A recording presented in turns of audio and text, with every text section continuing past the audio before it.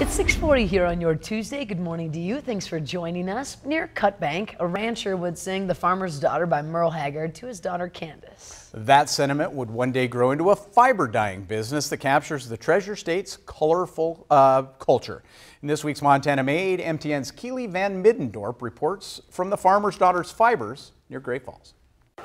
Spending her early years on a ranch near the Blackfeet Reservation, English says her Montana roots are saturated in a blend of cultures that are at the heart of the father's daughter fibers. Having a Native American mother and then a rancher for a dad, it was just, I realized how unique that kind of was. English says the combination of those two worlds inspire her business, which came to life after she decided to quit her corporate job. I was just not happy, and instead of kind of settling for a 9-to-5 job and being stressed out and all of these things, that I was going to change that. So in 2015, English set out to find what was most needed in the fiber arts industry. Dyeing yarn seemed like it was, a good idea. Starting in her basement, English began to hone her skills, watching tutorials, reading books, and traveling to craft festivals and shows until hand-dyeing yarn became second nature. Ta-da!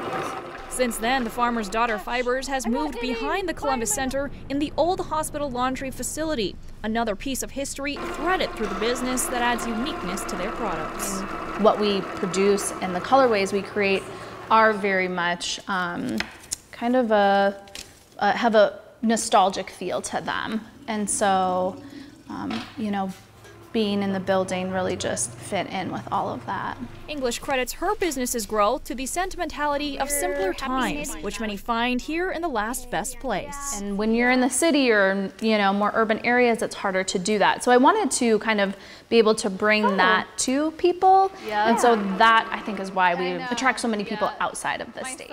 While many think of the Treasure State as a place of the past, English says Montana is full of culture, something she is proud to share wherever her yarn is shipped. Oh, I think that it's so amazing to see our stuff, from Montana, inspired by Montana, out there in the world, because it really is a little piece of us, and our culture, mostly here. In Great Falls, Keely Van Middendorp, MTN News.